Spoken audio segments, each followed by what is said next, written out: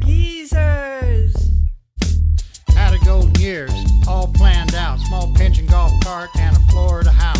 But Congress put a hit on Social Security, mugged us of our dignity despite our maturity. Tax we paid, every check we earned. Time to collect, we the ones getting burned. There's nothing we can do if we can't get paid, except eat cat food and drink Haterade.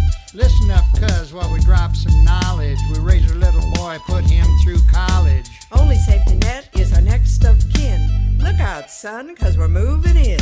We're moving in. We're moving in.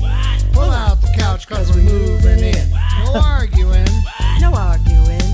Pull out the couch, cause we're moving in. Name spinal twist, check my orthopedic kicks, cause I stoop farther south than the St. Lunatics. I'm still getting play, and it's all thanks to Pfizer, keeping me stiffer than my Yankees cap visor. My station wagon windows are dark with tint. I subscribe to Vibe and I get the large print.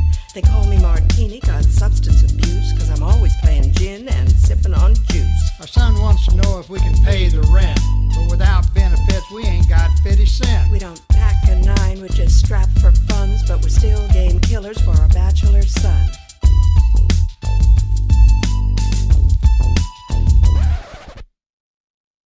You're out of town.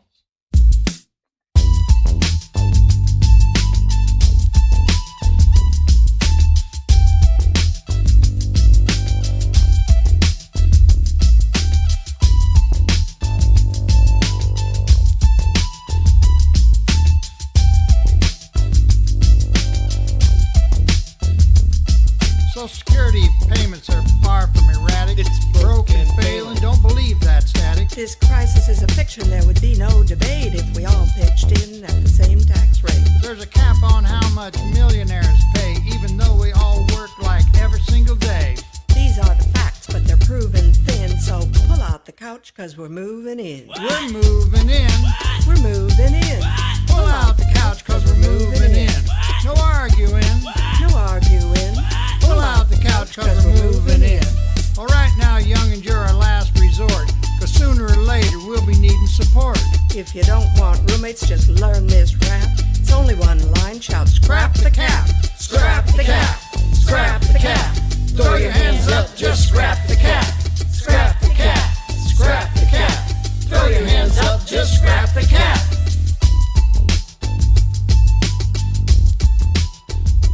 Scrap the cap. Scrap the cap. I love that video. Welcome, everybody, to our Revolution, Washington. Thanks for tuning in to our town hall series tonight called MayDay MayDay MayDay. Oh, we have our host, myself, Rhonda Walker, and of course, we've got Amber King. And we have a new addition, Shanda Masta is here tonight. So thank you guys for joining me in tonight's show. We have a special guest with us. Sarah Jaffe is with us tonight. She's an author of a new book that came out. So I'm having some glitches. I apologize. And then we also have... journalist and author of Necessary Trouble is her book that she just came out with that is on pre-order, I believe. And then next up, we'll be talking to Jeff Johnson. He's a former president of the Washington State Labor Council, and he's got some good news with his new positions he's at. I'll let him explain that a little bit further. So thank you both for being here as well. We are organizing a political revolution to challenge the power of the plutocrats and prioritize the needs of people and our planet. With your support, we are building a national grassroots movement of local groups powerful enough to win progressive issue fights, elect progressive champions, transform our political system, and get big money out of politics. With our revolution, we do believe in good jobs for all. The gap between rich and poor is now the widest it's ever been in 50 years. As wages continue to static, working people across America are suffering. Unions are the best antidote we have to income inequality. When workers join unions and use their collective strength to negotiate better wages. All workers benefit. Yet union members today is at its lowest level in history, with more than 7% decline since Trump took office. That's why we're organizing to expand the right of workers to form unions, pass a 15 federal minimum wage, and end so-called right-to-work legislation. We're also fighting to ensure that our taxpayer dollars are invested in companies that create good union jobs in the USA, not firms that steal wages and ship jobs overseas. It is May Day, the day after. There's a lot that happened this weekend. So just a little quick synopsis. In 1889, an international federation of socialist groups and trade unions designated May 1st as a day in support of workers in commemoration of the Haymarket riot in Chicago in 1886. 5 years later, U.S. President Grover Cleveland, uneasy with the socialist origin of Workers' Day, signed legislation to make Labor Day, already held in some states, on the first Monday of September, the official U.S. holiday in honor of the workers. Canada followed suit not long after. Quick little synopsis of some of the May Day. But Amber, I would love for you to take us into our first interview. I'm really looking forward to what she's going to bring to the table and let us in on everything that happened this weekend. Amber, you ready to take it away?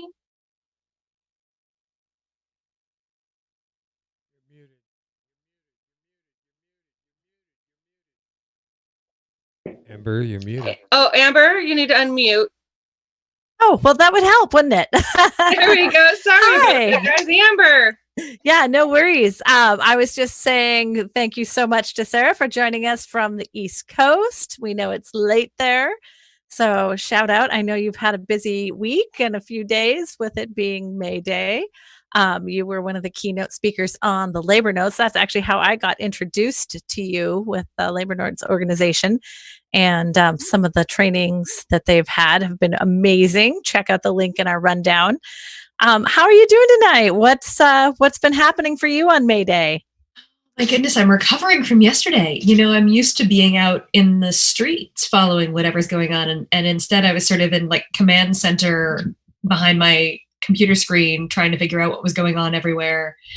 It's a little harder to keep up with right now when everything's, things are happening virtually. You're sort of not sure if the thing you've heard about is really happening. I mean, it's a lot. So I was mostly trying to keep up with everything that was going on. There were strikes across the country from gig workers, Amazon workers, Walmart workers, et cetera, et cetera, et cetera. Immigrant worker caravans around the country. I mean, so much interesting work is being done trying to figure out how to make protests sort of still striking and still effective when we're all trying to stay away from each other as much as possible.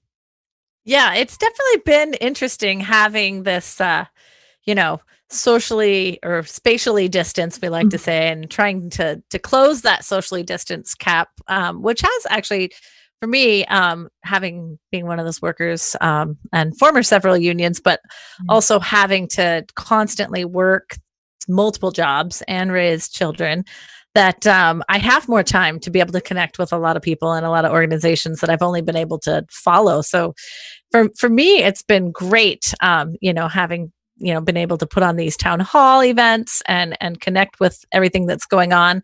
I was downtown in Seattle yesterday, in front of the Bezos balls, and going on to one of our larger, one of the largest housing owners in the Seattle area. So we delivered a rent strike letter to him requesting assistance. But it's been really interesting, especially having been part of previous May Days in Seattle. It's, and starting back from WTO days, it's we have a very militarized police here.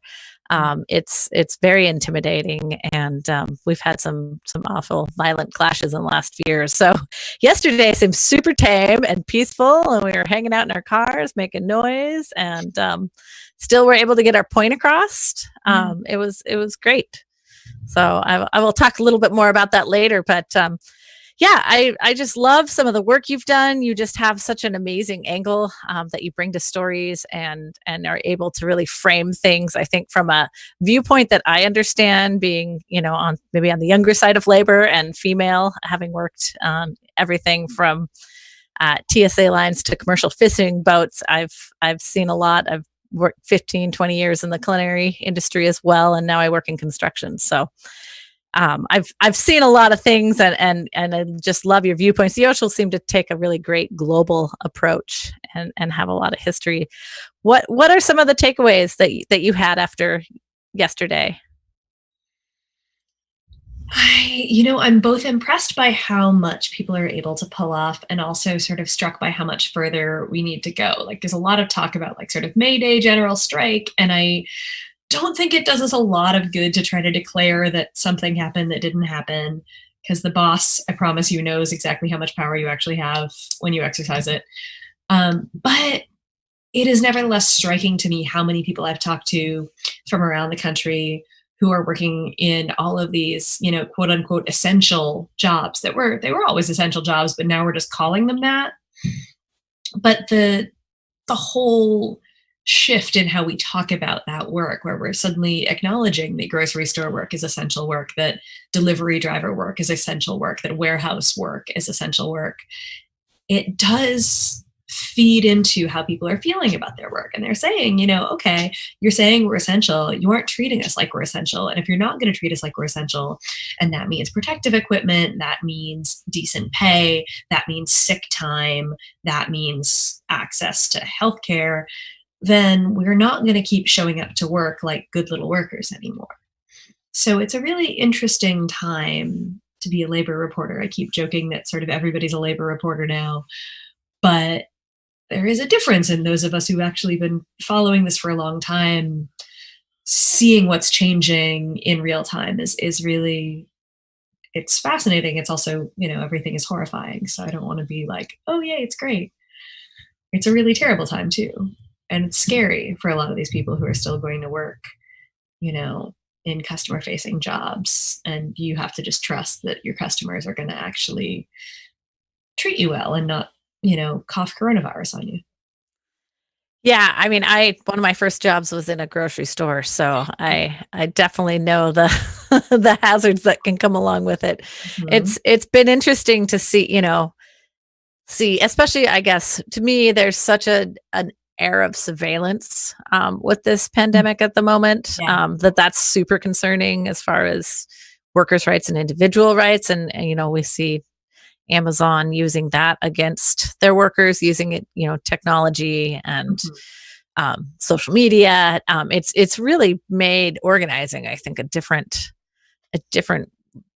type, and so it's caused a lot of, we saw that with actually with the Amazon workers trying to talk about the environment, and all of a sudden now they have an NDA, they can't Yeah. speak upon it. But it's, it's actions like that we see that keep happening, or, younger employees or people that just haven't really ever been empowered in their lives, but, put into these gig economies and, just don't know the ropes, I guess, as well as, say, like my grandparents who, almost everybody had at least one union job in the household.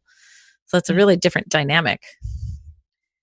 Yeah, I mean, we're in a moment where for a lot of people, we're at something like 6% public or private sector union density, right? That means there's a very small number of people who've actually experienced a union job. And we've seen some growth on that front, right? Like, the only thing that's kept the labor movement from just like falling off a cliff in the last few years has been young people unionizing in a variety of workplaces, from Starbucks to my industry and journalism. But now, we're in this place where you've got 30 million people applied for unemployment in the last few weeks or last month and a half. That's bonkers, right? That's what, one in every, however many workers. I'm not good at math, but like, so we're talking about a third of the workforce laid off.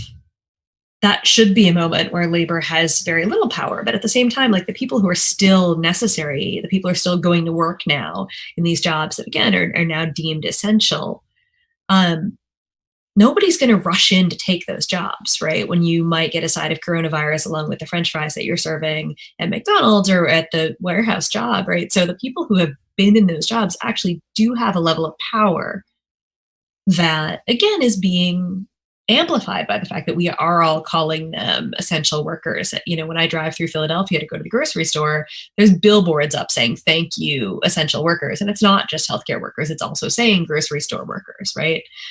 So I think we have to think really hard about this moment and the things that like people are being asked to risk by going to work every day and how we support that and the actions that they want to take to challenge the conditions they're being put in.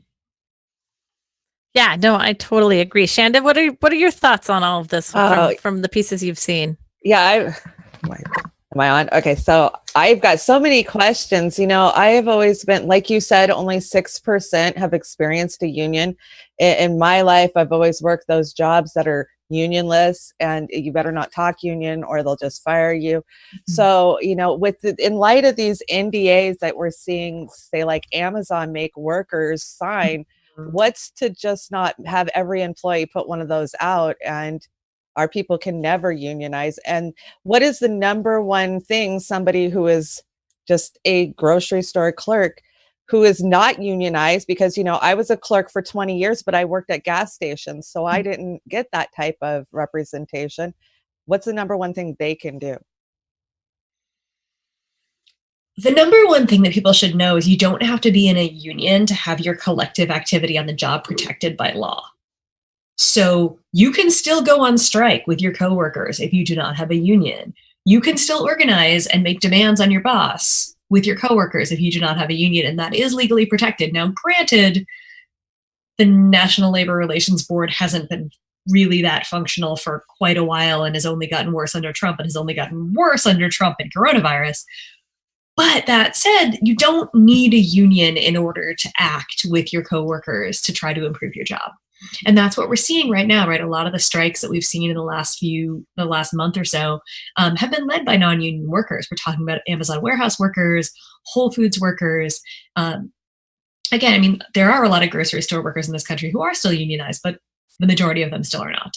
And yet people are taking action in those spaces. So I think it's really important to remind people that like you don't have to be a member of a union in order to, I like to call it the Newsies rule. If you know the movie and musical Newsies, the line where he says, well, if we strike, then we're a union.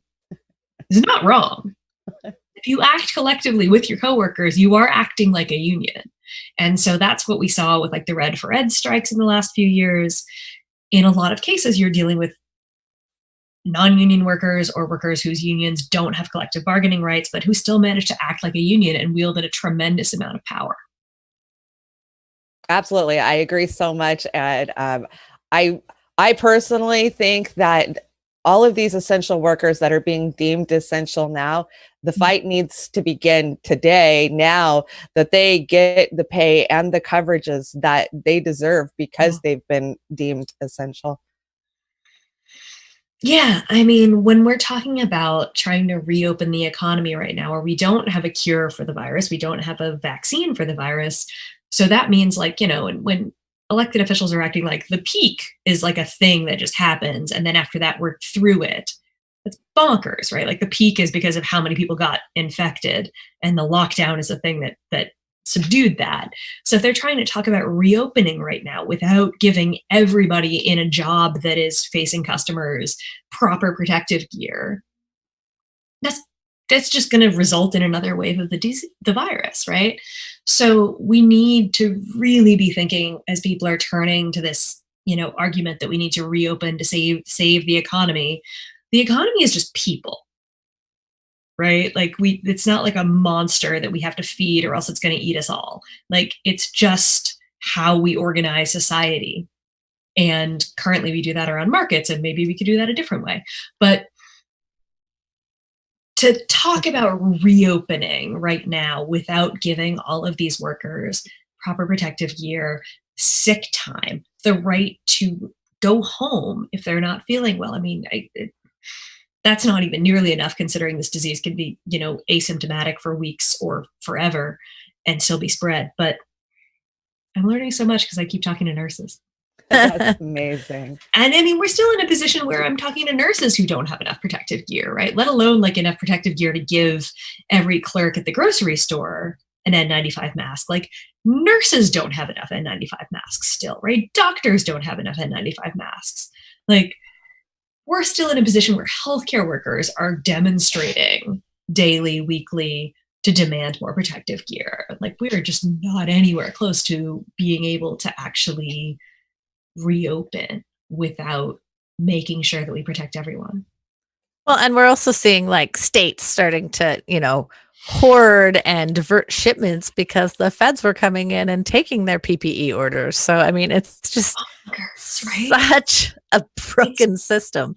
Bonkers. It's just completely like, literally, like when you're reading articles in medical journals, right? I read was it the New England Journal of Medicine, I think, the other day, where, this hospital administrator, like, not a burning radical, like, hospital administrators are not exactly like our people, was writing about like, oh, we had secured a delivery of these N95 masks and we get to the plane to pick them up, and like there's federal whatever is trying to take them from us. It's just like, what the hell is even going on here?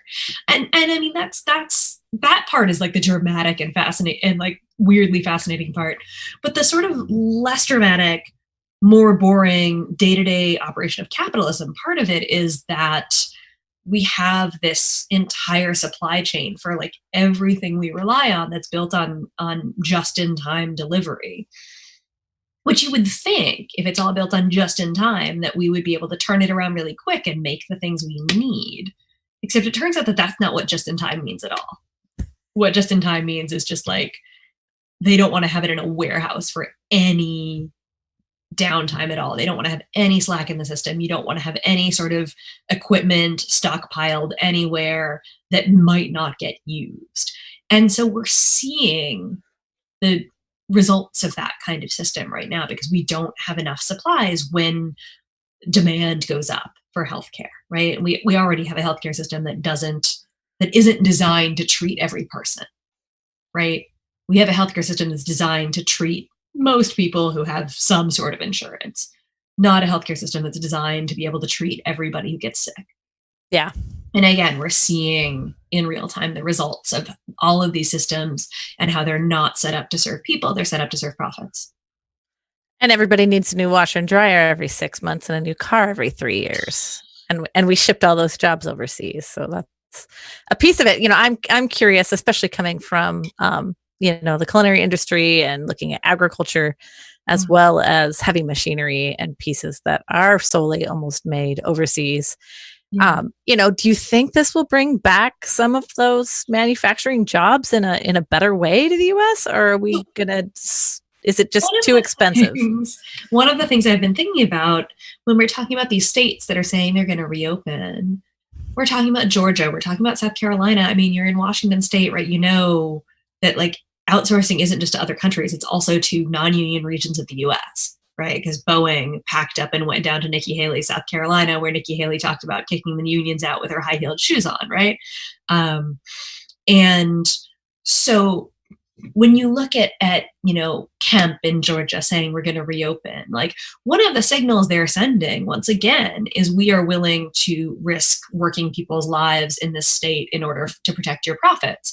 And they're going to send that message to companies that are in states where the governors actually maybe acted like human life had value, and hope that they get more of those companies shipping inside the US. So like, it's not just a problem of going outside of the borders. It's also, we have a massive problem with just like moving jobs around the US, right? And moving away from where you might have some labor protections, where you might have some, leverage and yeah. And so to think about supply chains and how we're going to have to make them sustainable is a huge question that I'm sure you don't have time for tonight.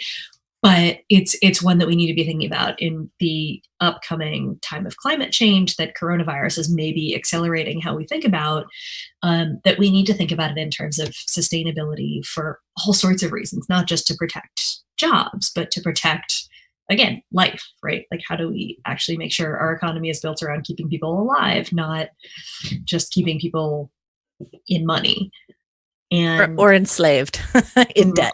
yeah, right. And again, when we're talking about these states saying they're going to reopen, one of the things that happens if companies are not legally mandated to be shut down anymore is it can kick workers off unemployment insurance. You can kick small businesses off of small business funding streams. You can say, oh, you should be reopened now. You shouldn't have any problems anymore, right? You should be doing great. And that's going to make people have to make the choices on their own now, right? Without any protections, without any support. And you're going to force people into some really awful choices. And so this is a time where we need to be thinking about, not like, oh my God, those people in Georgia are our competition for jobs, but those people in Georgia are being asked to risk their life for jobs because our governor is maybe not quite as willing to put our lives on the line for those jobs.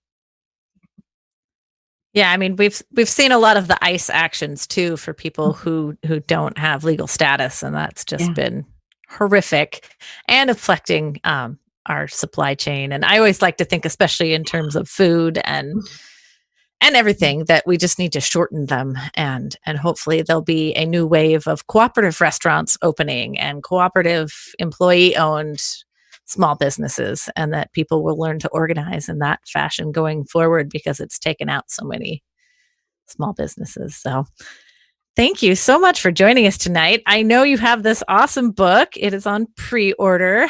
What else can you tell us about your book and where to find it, and where else can people find you? So You Have Necessary Trouble on the Screen. That book is out there. You can buy it. There is a chapter about Seattle and Shama Sawant in it. And the new book is called Work Won't Love You Back. And we literally just launched a pre-order page for it this week, which is why nobody has information about it yet. But it is about, how work won't love you back. It's about this expectation that we will all love our jobs and get all our fulfillment from going to work, and how bosses use that to wring more work out of us for less money and in crappier conditions. That is awesome. Thank you so much. Are there any questions out there? Thank you, everybody on YouTube, Facebook, Twitch, Periscope. Am I thinking, where else are we at? We're streaming all over the interwebs tonight. Are there any questions for Sarah that anybody sees? Oz or anybody else? I was looking on YouTube. I'm not sure if Franklin's sending anything to Oz right now, but there wasn't anything majorly as far as questions asked, and there's more of just responding to what was being said. And you are definitely loved, Sarah. I asked if anybody had any questions for you, and Human said just ask her to come back. Oh, I'd love to. Awesome. Yeah, so they seem to be pretty happy, but nothing that's like a major question. I think they're just excited about getting a hold of your book. Yeah. And I think just the whole conversation, we just haven't had enough conversations with labor in the forefront, especially in this election cycle. We talk a lot about supporting unions and labor, but we really haven't been able to really dive deep into what that means. And so thank you so much again for helping open our eyes and entertain our audiences. And I know I'll be looking forward to your book, and we'll make sure to have the new book link up in our rundown as well. Thank you. It was great chatting. Thank you again so much, Sarah. It was such a pleasure having you on. And yes, we hopefully will talk with you again very soon. Thanks. Thank you.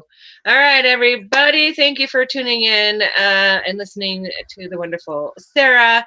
Up next, Amber and Shanda are going to be talking with Jeff. Amber, go ahead and take this next piece away. All right. Awesome. So joining us tonight as well, we are honored to have Jeff Johnson from the islands up north of Puget Sound. He is our former president of the Washington State Labor Council, AFL-CIO, He is also on the board for Labor for Sustainability, as well as PARSA, which is the Puget Sound, Puget Sound Advocates for Retirement Action, which is where you saw our awesome opening video of our geezers and grannies. Give it big shout out to the Raging Grannies for me. They've come and helped me with lots of actions over the years. And I realized I hadn't seen that video in a few years. So did that bring back some funny memories for you, Jeff? It did. It was a great video. And Puget Sound Advocates for Retirement Action, they were all the actors in the film were PSARA members. That's even better. That's great. I know my grandparents were, my grandma was a Rosie back up at Boeing during the war. And then they both on and off worked at Dairygold for many, many years. So happy Union family as well. But yeah, so you've kind of moved on. Tell us a little bit about your time when you were on the State Labor Council and what things were like and what you've seen change since then. Well, let me say this. I was with the State Labor Council for 32 years. Okay, so I've seen a lot of changes over time. What I think liked the best about being part of the council is that we have a relatively progressive labor movement in the state of Washington. And I should say a relatively progressive union movement, but then it's a movement that looks towards the wider labor movement, including immigrant workers, communities of color, the tribes, so on and so forth. So,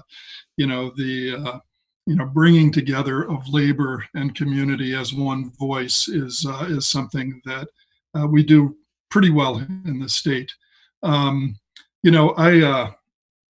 want to say this. You had asked Sarah this question to lead off, and I want to take a shot at it myself.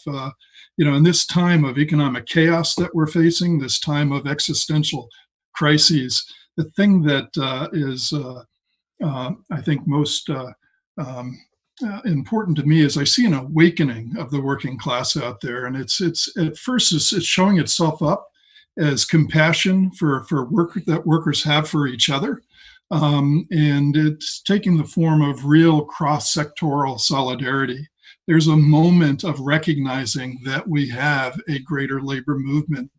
I mean, this whole term of essential workers, I heard this Amazon warehouse worker the other day say, okay, so they're calling me an essential worker, right? And, I don't see the value of that other than it's a pretty name. But what I'm really concerned about is once the pandemic's over, am I still going to be essential? And, whether you're talking about farm workers, grocery workers, healthcare workers, truck drivers, first responders, warehouse workers, all of them are essential workers, and all of them are starting to ask the question, how is our economy and society going to be organized